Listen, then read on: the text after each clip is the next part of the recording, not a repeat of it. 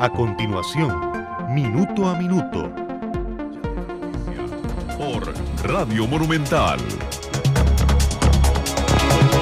Hola, muy buenos días. Bienvenidos a Minuto. Michelle Mitchell Berna le da la más cordial bienvenida a través de Monumental 93.5, la radio de Costa Rica, y de Canal 2, la imagen de la radio. Esta mañana, un excelente, yo creo que el mejor debate que he escuchado en estos días sobre el conflicto, si es que se le puede llamar así, entre el Poder Judicial y la Asamblea Legislativa por la no reelección del magistrado Fernando Cruz en el programa de doña Amelia Rueda. Y sí, hubo temas que quedaron muy claros esta mañana, pero he querido también llamar esta mañana a don Luis Paulino Mora, que muy amablemente nos atiende vía telefónica, él como presidente de la Corte Suprema de Justicia, para poder ahondar en algunos temas. Y creo que hay un elemento en particular que a esa hora, cuando él conversaba aquí en estudio, no se había dado, y es el hecho de que la Sala Cuarta acogió un recurso de amparo interpuesto por el diputado Luis Fishman y que restituye con todas sus potestades a don Fernando Cruz en la silla de magistrado ante la Sala Constitucional. Don Luis Paulino, para comenzar, la reacción inicial luego de que antes de que don Víctor Emilio Granados, presidente legislativo, tomara una decisión, se acogiera a este recurso. Buenos días. Buenos días. A mí, doña Michelle, me satisface muchísimo que el país encuentre vías democráticas para solucionar sus problemas entre la relación entre los poderes. El hecho de que la Sala Constitucional haya tomado esa determinación, a mí me parece que puede ir buscando un cauce para que civilizadamente resolvemos estos problemas. También en ese programa que usted hace referencia, yo señalé que la señora presidenta de la República, poco antes de salir de regreso a Costa Rica, me llamó por teléfono y me señaló de que era conveniente que nos reuniéramos y analizáramos un poco esta situación para buscar ese cauce. Yo creo que todo esto conlleva a que efectivamente nuestras instituciones pues puedan encontrar la manera de que resolvamos los problemas sin tener que esperar a que la sangre corra al río, como señaló hoy en ese programa también don Rolando Vega. Don Luis Paulino, me queda la inquietud de que finalmente todo lo que se decida va a llegar al Poder Judicial, y esto de alguna manera u otra podría ser interpretado por algunos como que el que sale fortalecido es el Poder Judicial, que reafirma, y disculpe que use la palabra, reafirma su posición de superpoder.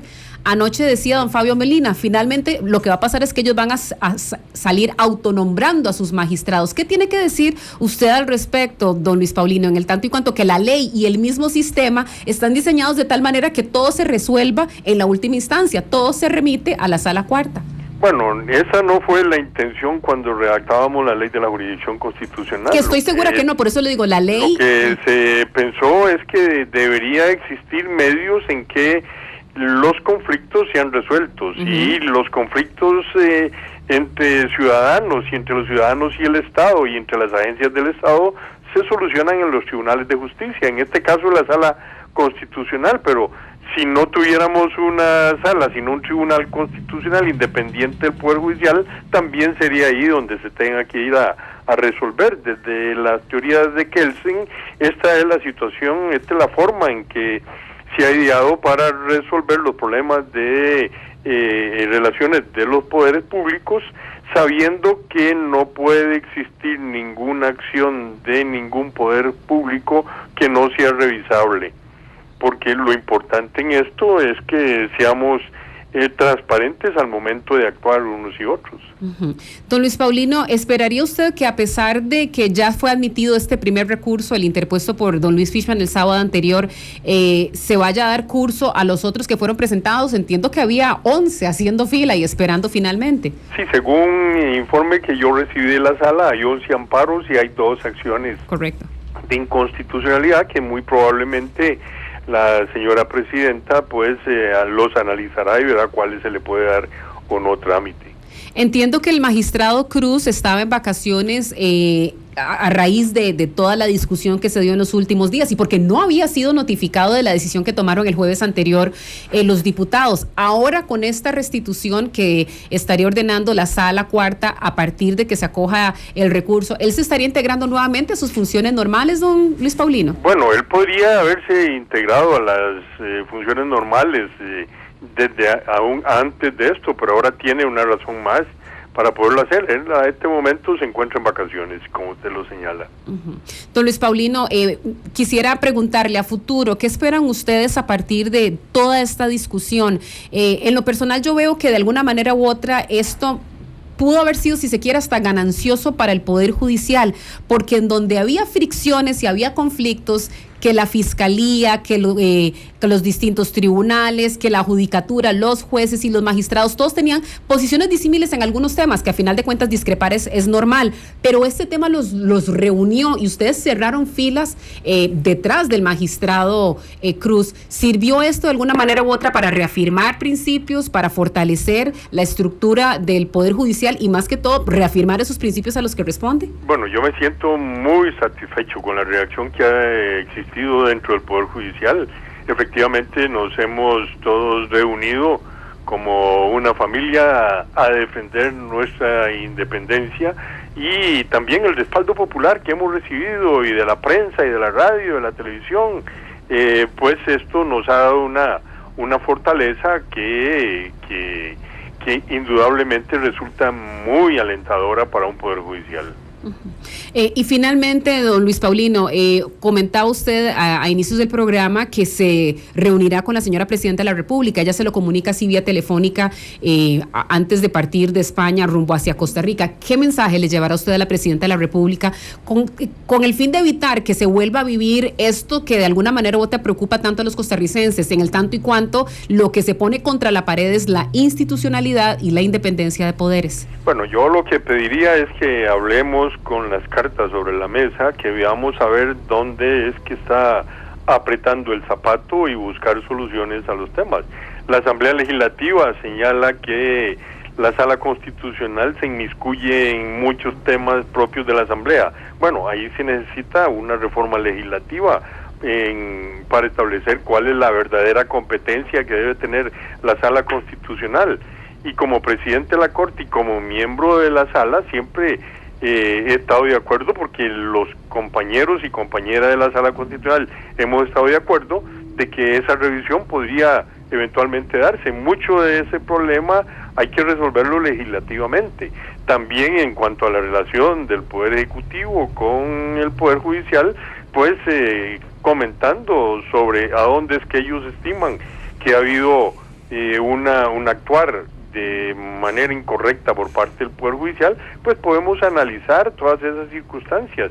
Yo diría que lo malo es que hayamos de alguna manera proscrito el intercambio de opiniones y las discusiones entre grupos de uno y otros poderes. Eso resulta conveniente que se dé, para así es la única forma de ir limando asperezas y desde luego hacerlo democráticamente, con cada uno bajo el ejercicio de las funciones constitucionales y legales que se tienen en cada poder de la República. Don Luis Paulino, sin querer simplificar demasiado el tema y minimizarlo, ¿cree usted que esto es un episodio en donde la política trató de manosear a un poder de la República? ¿Y si es así, lo logró? Sí, por las declaraciones que fueron dadas en relación a la motivación para actuar conforme se dijo, me parece a mí que la política influyó sustancialmente en el accionar legislativo en este caso. Y este primer mensaje, como lo decía don Fabio Molina, ¿cree usted que se repetirá a futuro? Porque igual habrá grupos que estarán cómodos o incómodos con la posición que tengan uno u otro de los señores magistrados.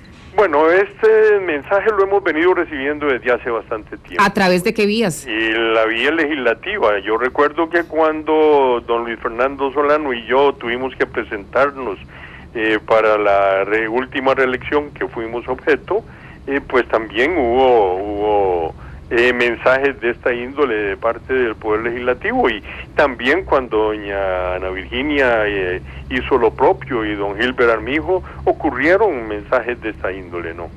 Agradecerle muchísimo a don Luis Paulino Mora, presidente de la Corte Suprema de Justicia, su disposición a atendernos aquí en Minuto a Minuto. Gracias, don Luis Paulino, por haber estado con nosotros, y por supuesto que aquí en Monumental estaremos atentos a lo que transcurra durante el día de hoy, en donde ustedes saben que estamos pendientes de la resolución que tome el señor presidente de la Asamblea Legislativa, Víctor Emilio Granados, en torno a ratificar o no el acta en la que se dio la votación, en la que no se religió a Fernando Cruz. Por supuesto que le estaremos informando. Y vamos a cambiar de tema. El día de hoy también teníamos previsto hablar de Limón, una provincia que aguarda y lleva bastante tiempo aguardando su desarrollo, no solamente desde el punto de vista portuario, sino evidentemente en cuanto al desarrollo humano, el bienestar social para todos los que viven no solamente en el Cantón Central, sino también en otros cantones de esa provincia. Y el día de hoy hemos invitado al señor Luis Guillermo Rodríguez de la Agencia para el Desarrollo de la provincia de Limón. Bienvenido, don Luis Guillermo. Comienzo por preguntarle, ¿qué es la agencia y quién la integra? Muchas gracias, Michelle. Realmente la agencia es una organización mixta, sin fines de lucro, está constituido como dentro de la ley de asociaciones, la llamamos Agencia para el Desarrollo de Limón, y está constituida por todos los diferentes sectores que intervienen en el desarrollo de Limón. Valga decir, las universidades, el sector privado, los profesionales independientes y el sector público que tiene que ver con el desarrollo de Limón. ¿Qué está promoviendo la Agencia para el Desarrollo de Limón que sea distinto a la oferta de promesas? Y perdone que sea tan escéptica, pero creo que con algo de razón el pueblo limonense ya así es escéptico, que no han ofrecido otras instituciones, porque cuando se habla de desarrollo de la provincia de Limón, vuelven a ver a los puertos y la gente se los olvida. Básicamente el desarrollo de Limón siempre se ha pensado a través de las instituciones del Estado. Nunca ha habido una organización que aglutine el sector privado, las universidades y el sector público. Siempre ha habido dos patas del banco que están rencas, ¿no? Entonces nosotros hemos creído que, dada la enorme cantidad de inversiones, tanto públicas como privadas, que se van a dar en los próximos 5 años en Limón urgentemente necesita prepararse y necesita organizarse para que ese desarrollo realmente caiga en todos los niveles de la población y no solamente en las grandes empresas que van a estar ahí presentes. Prepararse y organizarse significa ¿qué en específico? ¿Capacitación, formación? ¿Qué es lo que significa o qué es lo que ustedes están promoviendo? Significa mucho. Primero, hemos hecho una alianza muy importante con todas las universidades, valga decir, la Universidad de Costa Rica, el Instituto Tecnológico, por cierto, se instala en Limón ya a partir del año entrante. ¿Va a abrir una sede? Va a abrir sede y va a construir sede. El INA, el CUN Limón y todos los colegios técnicos para efectos de capacitar a todos los limonenses que requieran formación especial para participar del proceso de inversiones. No queremos que ningún limonense se sienta excluido por falta de capacitación. Todos estamos en capacidad de competir siempre y cuando tengamos la capacitación, la instrucción necesaria para participar. No queremos que sea gente de afuera la que se ubica de primero, sino que los limonenses tenemos la capacidad, tenemos las posibilidades, tenemos la manera de organizarnos para que eso sea real. Además de eso, pretendemos hacer coordinación, hacemos participación de todos los sectores a efectos de que los esfuerzos de unos no choquen con los de los otros. Entonces nosotros no vamos a construir obras, vamos a coordinar, vamos a estimular, vamos a fomentar actividades positivas para que ese desarrollo que tanto se ha esperado realmente fluya y sea el correcto.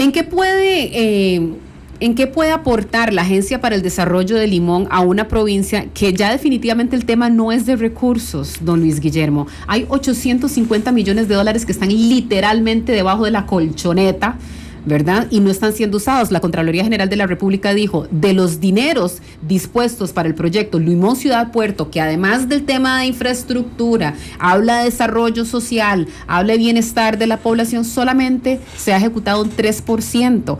¿Qué harán ustedes cuando vemos que hay una unidad ejecutora que no ha tocado esos dineros, cuando vemos a un Habdeba que prácticamente paga salarios y cuando vemos a un sector privado que lo único que le interesa es básicamente tener por dónde sacar sus productos ciudadanos y francamente el bienestar de la población limonense le es secundario. ¿Qué van a hacer ustedes para poder de alguna manera u otra cambiar esa historia? Primero es hacer que la gente reaccione, que ¿La gente de Limón, que se dé cuenta que mucho del desarrollo depende de los limonenses mismos, ¿verdad? Que el desarrollo no depende exclusivamente de la acción que haga Habdeo o que haga Limón Ciudad Puerto, es muchísimo más. La cantidad de inversiones que van a estar en Limón en los próximos años supera los $5,000 millones, ¿no? Y eso se necesita coordinación, se necesita mucho esfuerzo. Limón Ciudad Puerto es una iniciativa que se dio desde el gobierno de Don Abel y hasta la fecha por un problema de mala negociación en el contrato. Realmente se hizo un proyecto sumamente entrabado, ¿no? Que todavía faltan 5 años por lo menos para terminar de ejecutarlo. Pero ni ha iniciado, ni siquiera ha arrancado. Digo, de $850 millones, que un 3% haya sido ejecutado es nada. Sí, es muy poco. Y sin embargo estamos pagando ya comisiones de cumplimiento porque la plata está allí desde hace 4 años. Ese es el riesgo que se corre con todo el resto de inversiones.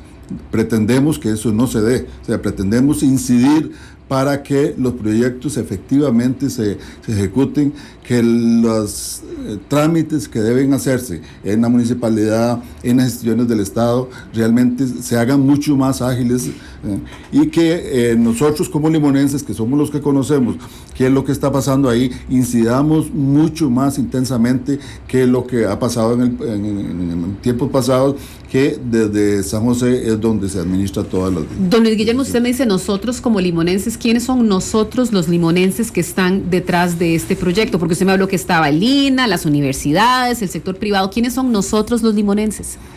Todos los de buena voluntad que quieran participar. Realmente, ¿quiénes están a la par de don Luis Guillermo Rodríguez? Están empresas privadas, Soresco, por ejemplo, la empresa que va a construir la nueva refinería, tiene que estar incluida, tiene que estar... ¿Tiene que estar o está? Está en proceso porque le falta todavía el refrendo de la Contraloría del contrato, entonces no pueden hacer mucha labor, ¿no? Tiene que estar, y está Habdeo como organización rectora del desarrollo, está APM, empresa muy importante para las nuevas inversiones en el puerto, está Recope, está las empresas privadas que van a hacer proyectos inmediatos. Por ejemplo, hay dos empresas que ya van a empezar con ejecución de zonas francas. ¿Y las fuerzas vivas están representadas allí? Y si estuvieran representadas, ¿cuáles específicamente, don Luis Guillermo? Todas las asociaciones de desarrollo. ¿De dónde, por ejemplo? De Limón. Todas las organizaciones de desarrollo, todos los gremios, por ejemplo, Asociación de Maestros de Obras, perfectamente forman parte de la organización. ¿Para qué? Para poder que la agencia se convierta en una voz que permita negociar y participar con las grandes empresas la necesidad de que el trabajo realmente lo hagan los limonenses, mucho del trabajo lo hagan los limonenses. Igualmente, si no tenemos esos gremios cercanos, entonces no sabríamos a quién capacitar. Las empresas nos van a pedir cientos de personas capacitadas y nosotros, con base en esos inventarios de personas, iríamos a las universidades a preparar los cursos, a preparar los seminarios, las carreras, para que todos los limonenses que requieran se capaciten para el futuro inmediato. En el corto y en el mediano plazo, ¿cuál es el plan, don Luis Guillermo? ¿Cuántas personas piensan capacitar? ¿En qué especialidades piensan capacitarlas? Bueno, ya... hablando de un tema específico como lo es la capacitación. Sí, bueno, básicamente la capacitación depende de las necesidades de las empresas, ¿no? Por ahora, por ejemplo, ya vinieron las primeras necesidades que tiene Soresco, la empresa que va a construir la refinería, de los primeros 60 ingenieros químicos. Eso en Limón no existe. Entonces hay que de alguna manera buscar los medios para que esa gente se capacite. Tenemos la ayuda de las mismas empresas que mandarían, por ejemplo, en el caso de esto, de los ingenieros químicos, a China a capacitarse, a darles especialización, y así son la gente que tiene que ver con cómputo, con administración de empresas, todos los gerentes de diferentes áreas, ¿no? Toda una inmensa cantidad de soldadores, de maestros de obra, de todos los niveles de la producción, que Limón tiene algunos pero se necesita recapacitarlos, necesita formarlos y tenerlos a tono para cubrir exactamente las necesidades que las empresas Desde la tienen. perspectiva de la agencia, ¿usted cree que los trabajadores que están en Habdeba, que tienen una legítima preocupación, ahorita uno los critica porque uno sabe que tienen todas las prebendas que una convención colectiva pueda dar, y eso hace insostenible finalmente el esquema bajo el que están trabajando? Pero también tiene la legítima preocupación de que, bueno, viene APM Terminals, va a construir una megaterminal de contenedores y finalmente muchos de ellos no van a trabajar allí. ¿Ustedes están planeando un mecanismo mediante el cual puedan trasladarse y utilizarse parte del talento y la experiencia que está allí en este nuevo esquema de desarrollo de Limón? Por dicha, las inversiones no dependen solamente de APM Terminal, puede ser muchísimas empresas más se van a instalar en Limón. Con APM o sin APM, Limón debe prepararse para enfrentar la realidad que viene, ¿verdad? El hecho de que la gente de Limón, de Habdeba, pueda trasladarse a otros puestos, bueno, eso depende mucho de las negociaciones que Habdeba internamente haga y de los planes que políticamente tengan, digamos. En el caso de nosotros nos interesa mucho más la pequeña y la mediana empresa, los trabajadores independientes, la posibilidad de capacitar el 100% de las personas que quieran sumarse al proceso, ¿no? Y en eso estamos, ¿verdad? ¿Y cómo van a generar ustedes esos encadenamientos entre las micro, pequeñas empresas, los individuos que tienen alguna habilidad o que puedan brindar algún servicio para poder encadenarlas con las empresas que van a instalarse, como dice usted, en Limón? Pretendemos tener influencia en las grandes empresas a efectos de que nos den los sistemas de contratación, los medios de contratación, para que se agilicen, se hagan procedimientos específicos para que las pequeñas empresas realmente puedan participar.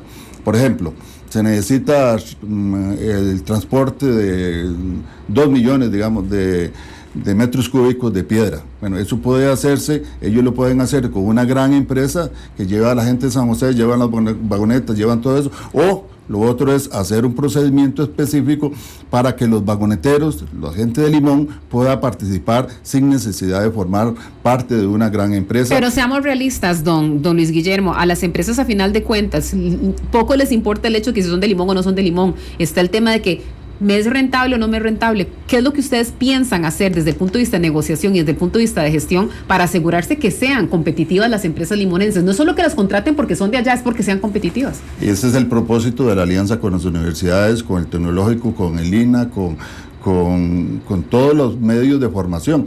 Cualquier requisito que les falte, se los vamos ya a llenar para efectos de que nadie quede excluido por falta de un requisito. Ese es el propósito, aparte de muchos otros más, que es mejorar la imagen de Limón, porque efectivamente Limón no ha tenido la mejor imagen en los últimos años, por muchas razones, ¿no?